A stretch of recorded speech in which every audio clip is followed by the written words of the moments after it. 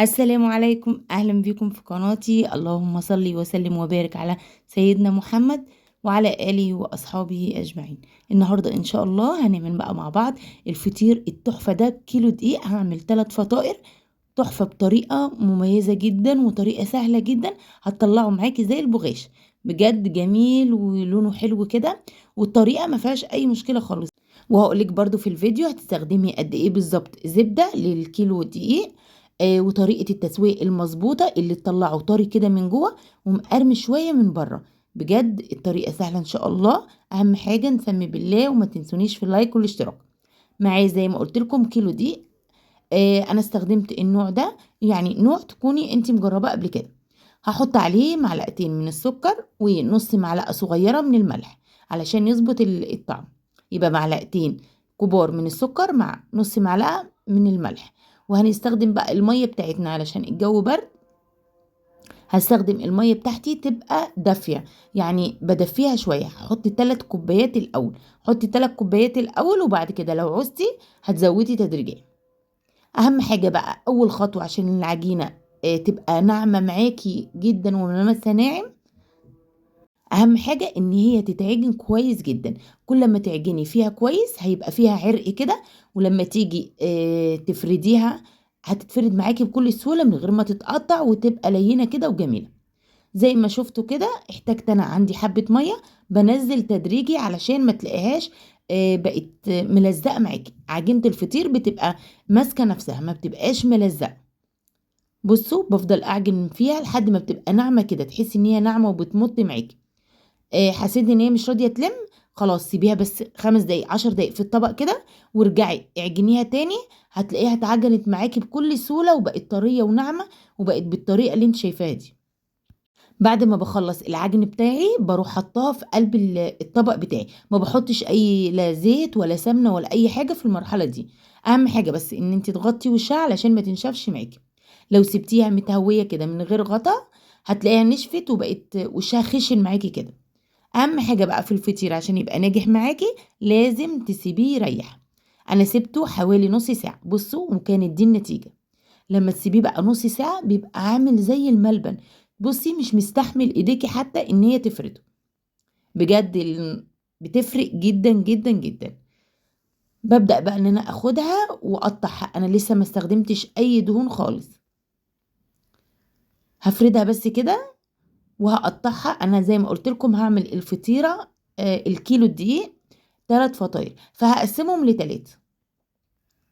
وبعد كده هقسم بقى كل قطعة لتلات دوائر، 3 كور. هتبقى الفطيرة معانا. احاول بس ان هما يبقوا متساويين، ما تبقاش واحده صغيره وواحده كبيره. باخد بقى كل كوره كده بروح مدوراها وعاملاها بالشكل اللي انتوا شايفينه ده، وهسيبها برضو تاني تريح حوالي 10 دقايق. بصوا ما شاء الله بجد. اتمنى ان انتوا تجربوها، مش هتاخد معاكي اي حاجه خالص. كيلو دي كده وهتعمليه هيجي معاكي حلوين قوي. اهم حاجه بقى ان احنا نغطي العجين. كل خطوه احنا بنعملها لازم يكون متغطي. هقولك بقى انا استخدمت قد ايه بالظبط للكيلو دقيق. استخدمت زبدة ربع كيلو، وعوزت 50 جرام في الاخر، يعني استخدمت بالظبط 300 جرام من الزبدة. بسيحها كده وبحطها جنبية، سواء بقى بلدي سواء فيرن سواء اي نوع زبدة عندك انت بتحبيه هتستخدميه، لان هو ده هيبقى طعم الفطير. بتسيحيه كده وبتحطيها جنبيكي، وتاخدي بقى بايديكي اول كورة كده وتفردي. اهم حاجه نمسح الرخامه بتاعتنا كده بالفرشه. انا مسحتها بالفرشه علشان ما تاخدش معايا زبده كتير. بحط ايديا بس، بلمس ايديا في الطبق واروح حطاه تاني. والافضل ان انت تحطي السمنه بتاعتك في طبق يكون استانلس كده او حله صغيره، علشان لو جمدت منك تروحي مسيحاها على النار برضو شويه. كل ما تكون السمنه بتاعتك او الزبده سايحه كل ما مش هتاخدي كتير في قلب الفطيره. بصوا ما شاء الله العجينة عاملة ازاي، يعني من غير ما اتكلم هي واضحة. باخد كده بلمس ايديا في قلب الزبدة وبروح فرداه من جوه لبره كده هتلاقيها اتفردت معاكي. دي كانت اول كورة. زي ما قلت لكم الفطيرة 3 كور.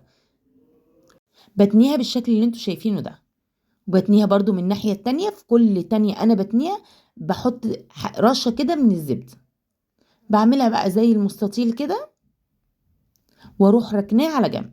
الطريقة دي حلوة، بتضمني ان كل ورقة فيها مورقة.